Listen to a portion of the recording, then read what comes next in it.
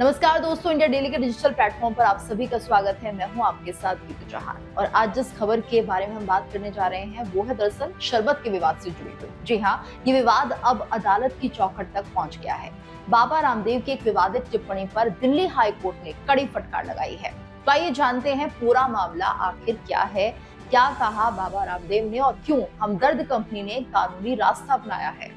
दरअसल मामला इस महीने की शुरुआत में सामने आया जब बाबा रामदेव ने पतंजलि का नया गुलाब शरबत लॉन्च किया और लॉन्च के दौरान उन्होंने एक बयान दिया जो न सिर्फ विवादित था बल्कि सांप्रदायिक रंग लिए हुए भी था। जी हाँ, एक कंपनी है जो कि शरबत बेचती है लेकिन उससे कमाई की गई रकम मदरसों और मस्जिदों में जाती है। हालांकि उन्होंने किसी ब्रांड का नाम नहीं लिया, लेकिन माना गया कि उनका इशारा सीधे तौर पर हमदर्द की मशहूर रुआवजा की ओर था। तो बाबा रामदेव ने यहीं तक अपनी बात नहीं रोकी, उन्होंने इसे शरबत जिहाद तक कह दिया और यहीं से विवाद शुरू हुआ। तो ठीक उसी अंदाज में जैसे वो लव जिहाद जैसे शब्दों का इस्तेमाल करते आए हैं, ये शब्द उन्होंने प्रयोग किया था। यदि आप वो शरबत पीते हैं तो मदरसे बनते हैं, और अगर ये शरबत जिहाद है। इन बयानों को लेकर हमदर्द ने दिल्ली हाई कोर्ट का रुख किया और आरोप लगाया कि बाबा रामदेव की बातें न सिर्फ ब्रांड को बदनाम कर रही हैं बल्कि समाज में नफरत भी फैला रही है। तो ये पूरा विवाद यहीं से शुरू हुआ था और हमदर्द की ओर से सुप्रीम कोर्ट के वरिष्ठ वकील मुकुल रोहतगी पेश हुए।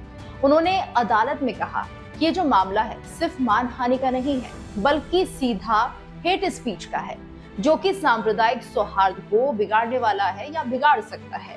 और ये सिर्फ बदनाम करने का मामला नहीं है बल्कि ये समाज में नफरत फैलाने जैसा है।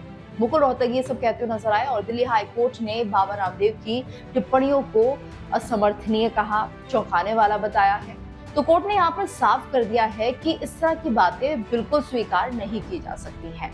तो देखिए, अब जो मामला है वो अदालत में है और आगे क्या होता है ये देखना होगा, लेकिन एक बात साफ है कि भारत जैसे देश में जहां विविधता में एकता है, वहां ऐसी बयानबाजी न सिर्फ खतरनाक है बल्कि समाज को भी बांट सकती है।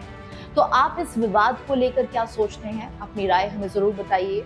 साथ ही भी बताइए, क्या बाबा रामदेव की टिप्पणी वाकई हेट स्पीच की श्रेणी में आती है या फिर ये केवल बिजनेस कंपटीशन की लड़ाई मानी जाए। अपनी राय हमें कमेंट करके जरूर बताइए।